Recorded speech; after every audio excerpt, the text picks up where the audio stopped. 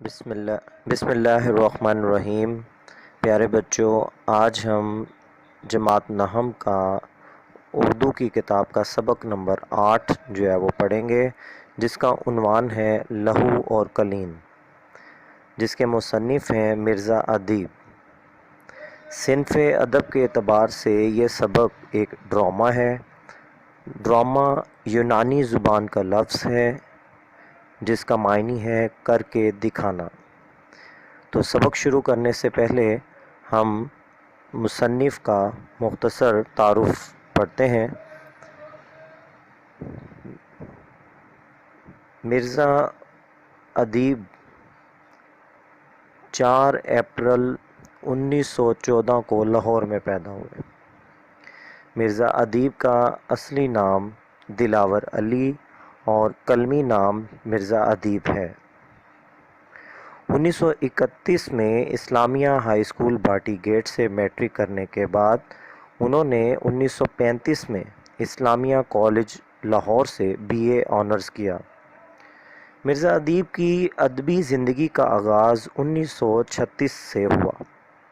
اس زمانے میں اسلامیہ کالج لاہور میں بہت سے علمی و ادبی شخصیات موجود تھیں جنہوں نے مرزا کے ادبی ذوق کو پروان چڑھانے میں معاونت کی۔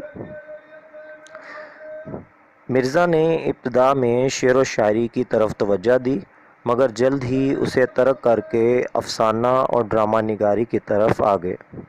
انہوں نے 1935 میں رسالہ ادب لطیف کی ادارت سنبھالی اور طویل عرصے تک اس سے وابستہ رہے، پھر ریڈیو پاکستان میں ملازم ہو گئے۔ مرزا ادیب یک بابی اور ریڈیائی ڈرامہ نگاری میں اہم مقام رکھتے ہیں۔ تقسیم ہند کے بعد اردو ادب میں یک بابی ڈرامے کو جو فروغ ملا، اس میں مرزا ادیب نے اہم کردار ادا کیا۔ وہ معاشرے کے نبض شناس تھے، اس لیے ان کے ڈراموں کے موضوعات عام طور پر روزمرہ زندگی سے متعلق ہیں۔ اپنے معاشرے کی انسانی خواہشات اور توقعات کو مرزا ادیب نے خاص اہمیت دی ہے۔ مرزا ادیب نے کردار نگاری کے سلسلے میں بھی گہرے مشاہدے، انمول بصیرت اور فنکارانہ گرفت سے کام لیا ہے۔ انہوں نے زندگی کے عام کرداروں کو ڈرامائی کرداروں کا درجہ دیا ہے۔ ان کے مکالمے نہایت برجستہ، مختصر اور برمحل ہوتے ہیں۔ یہی وجہ ہے کہ ان کے ڈراموں میں قاری یا ناظر کی دلچسپی شروع سے آخر تک قائم رہتی ہے، جو کسی کامیاب ڈرامہ نگار کی سب سے بڑی خصوصیت ہے۔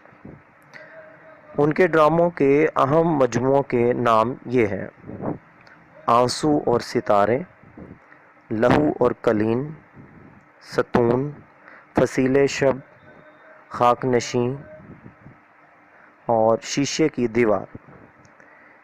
ان کے علاوہ صحرا نورد کے خطوط، صحرا نورد کے رومان اور مٹی کا دیا، جو کہ آپ کی آپ بیتی ہے، اور یہی ان کی زندہ رہنے والی کتابیں ہیں۔ تو اب بچوں، اب ہم اسی ڈرامے کو ڈرامائی شکل میں دیکھتے ہیں۔